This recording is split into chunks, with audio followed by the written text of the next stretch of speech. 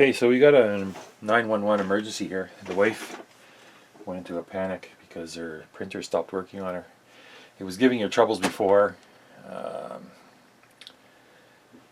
It was giving a message to take it in for service. It's showing up on the little screen. It says take it in for service. Unplugged and take it in for service. So I unplugged it and plugged it back in and it came back. Let's try it one more time.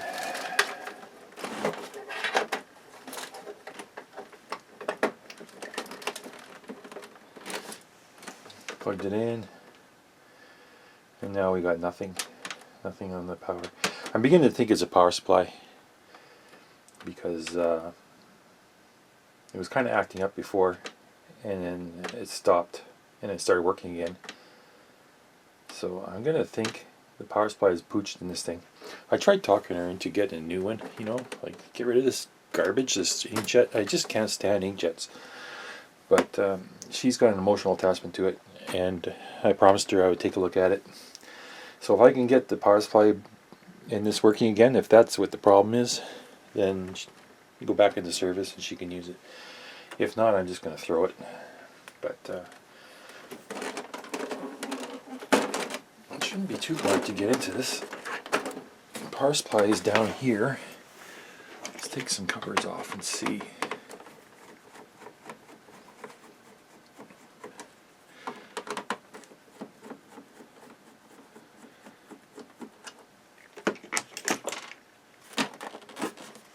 Yeah, I'm going to have to put you on hold while I try and figure out the puzzle here.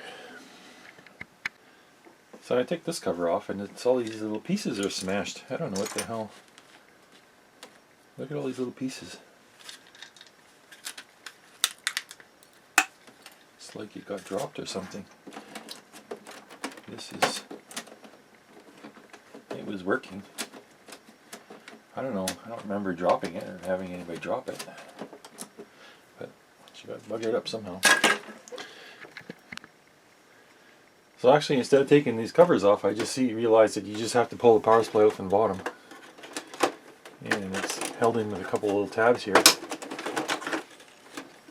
And there it is. Alright, it's got one of those goofy inverted Torx things. That's a security bit. I don't understand that. And then I got outputs here.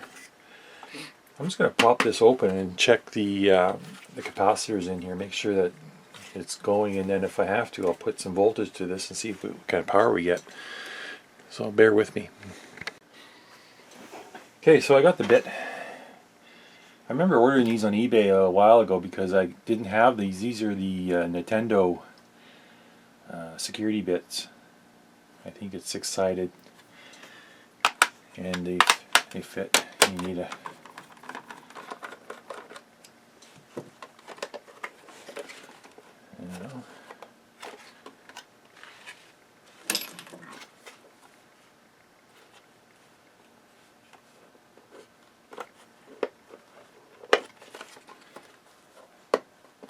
I don't know why they make these so difficult.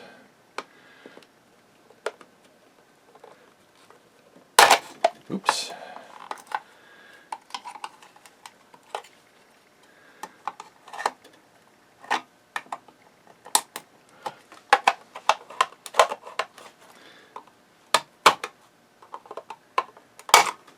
Okay.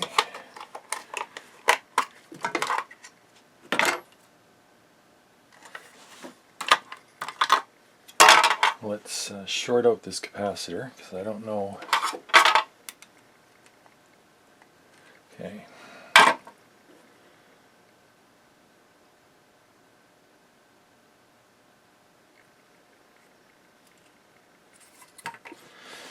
All right.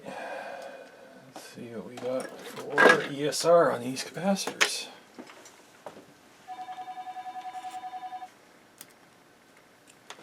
This one here is, need some better glasses.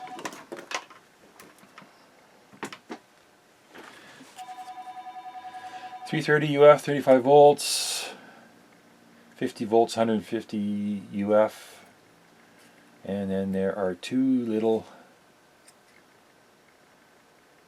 100 volt microfarad, 100 volt 1 microfarad.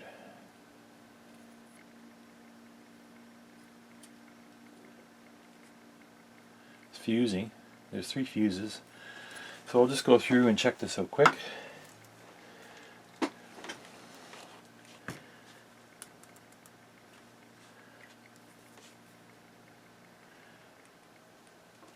Okay.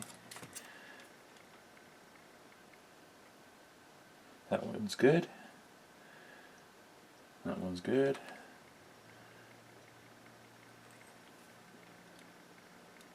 That one's good. That one's good.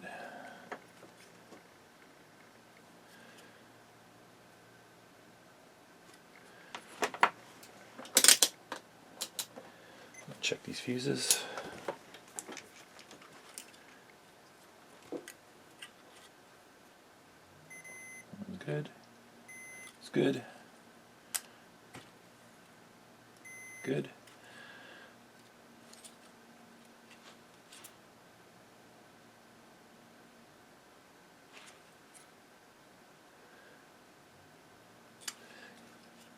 One other thing I'm going to do is I'm just going to plug this in. Looks like we have 2 voltages. We have the ground. Well, there's could be. Where is the ground on this? Follow a capacitor ground.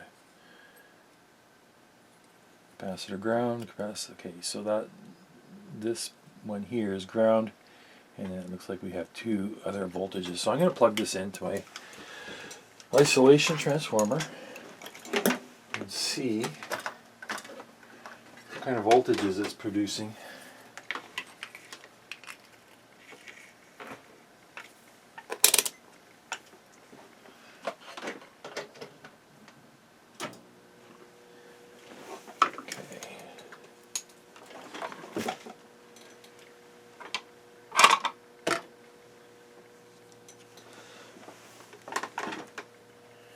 Ground is here.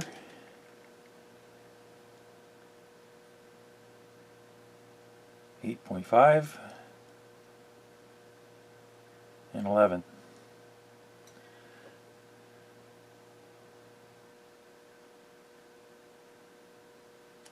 That's some kind of return.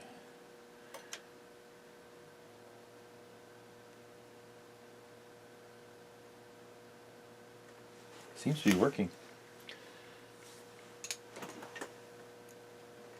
Why don't we have any power? Okay, I was just looking at the cover here, and it says input 110 to 240, blah blah blah, which is fine. Output 32 volts at 0.75 amps, 24 volts at half an amp, and I'm only getting was it 8 and 11? So maybe there is a problem with this thing, and we can troubleshoot it more. I'll try measuring the voltages again now that it's plugged in. Turn the power back on. My voltmeter. I just don't want to get electrocuted. Let's see what we got here. Oh, there's 24 volts and 32. Yeah, so once this is plugged in, it kind of gives a feedback. So the power supply is working, but I have nothing on the printer at all. It is dead, so there must be something on the motherboard. I really don't want to dig into this any deeper than I have to. I told her I'd get her another printer and be done with this thing. But let me see. Let me think about this. Okay, so I got the side panel off, and I'm looking at the main board. And this is the power coming in here. And then there's 4 capacitors, 3 inductors, 5 capacitors, 3 inductors. There's some power circuitry here. I think it's probably to convert it to 3.3 for the big chips. But I was looking and I saw a little fuse. There's a little fuse here. It's called FU 1080, and there's a little chip fuse. So I'm just going to text for continuity on that fuse.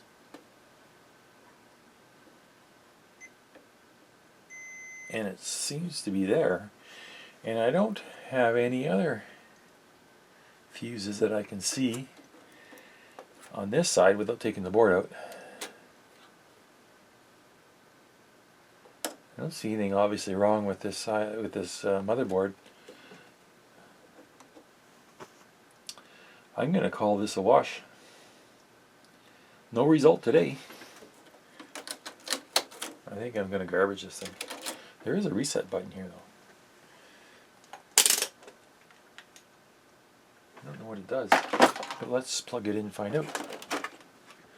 Okay, so I got the power supply connected again. Turn on the isolation transformer. And see if we got any power. Nothing.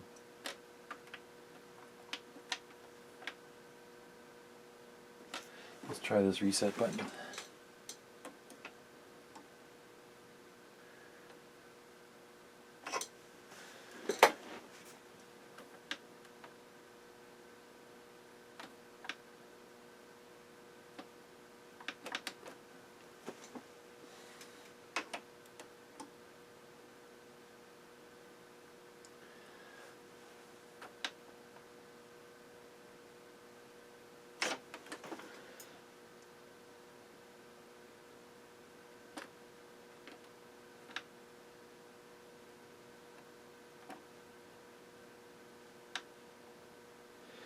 Yeah, I don't show much hope for this thing.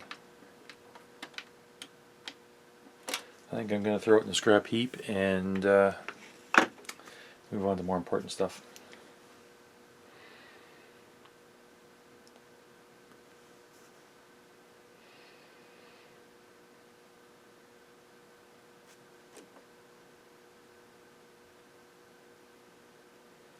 This BGA chip's awfully warm. It's awfully hot.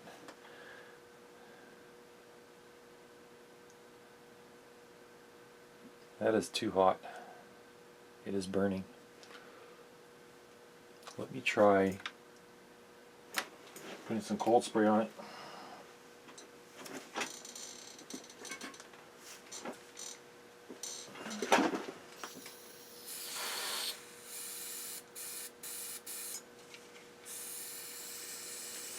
What's going on here?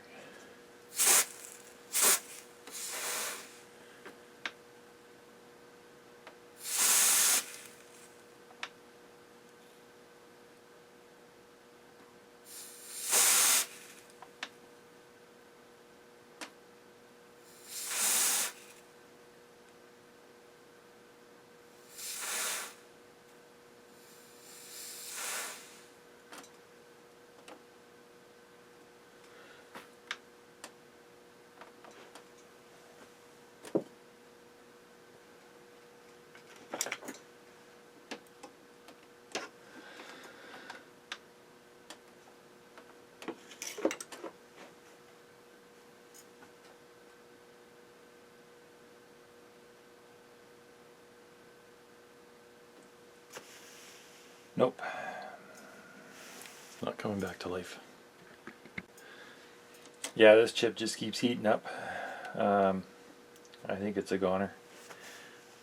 I don't think that chip should be that warm when it's not even turned on. So something is not right with this. But I'm going to call it an end here. Thanks for watching, and sorry I couldn't do anything for it.